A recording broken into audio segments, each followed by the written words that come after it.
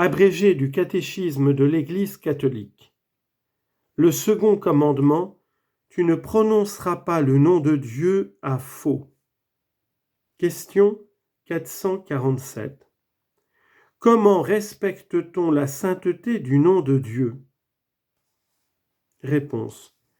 On respecte le saint nom de Dieu en l'invoquant, en le bénissant, en le louant et en le glorifiant.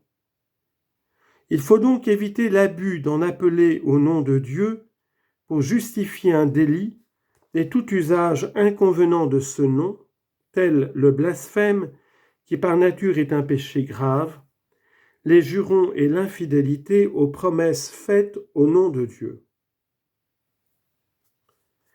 Question 448. Pourquoi le faux serment est-il interdit?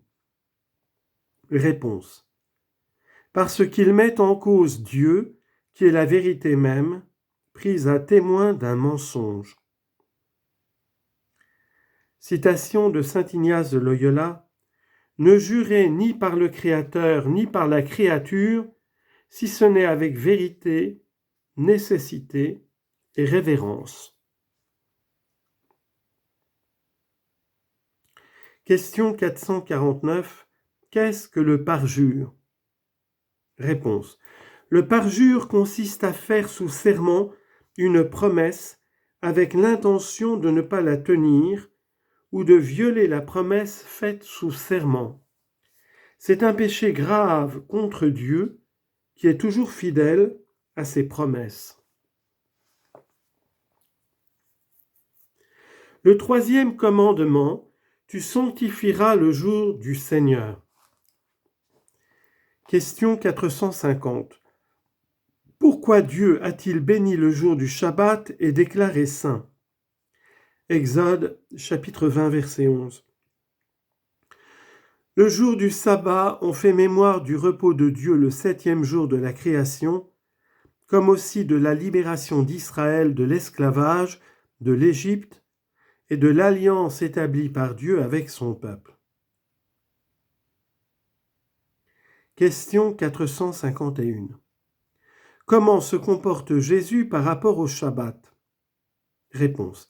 Jésus reconnaît la sainteté du Shabbat et avec son autorité divine, il en donne l'interprétation authentique. Le Shabbat est fait pour l'homme et non l'homme pour le Shabbat.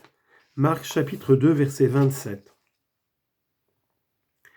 Question 452. Pour quel motif pour les chrétiens le dimanche a-t-il été substitué au Shabbat? Réponse.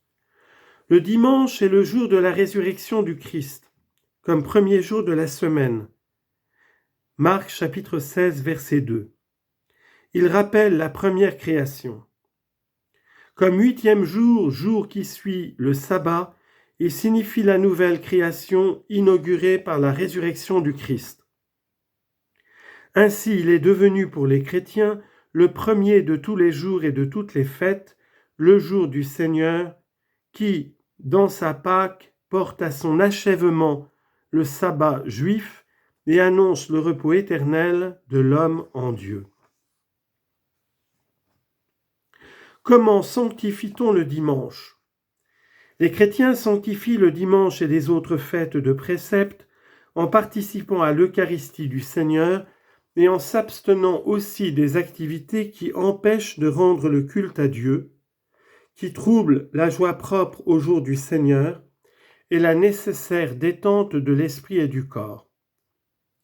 Peuvent être accomplies ce jour-là les activités liées aux nécessités familiales ou aux services de grande utilité sociale, à condition qu'elles ne constituent pas des habitudes préjudiciables à la sanctification du dimanche, ni à la vie de famille ou à la santé. Pourquoi la reconnaissance civile du dimanche comme jour festif est-elle importante? Pour que soit donnée à tous la possibilité effective de jouir d'un repos suffisant et d'un temps libre permettant de cultiver la vie religieuse, familiale, culturelle et sociale, de disposer d'un temps propice à la méditation, à la réflexion, au silence et à l'étude, de se consacrer aux bonnes œuvres, en particulier au profit des malades et des personnes âgées.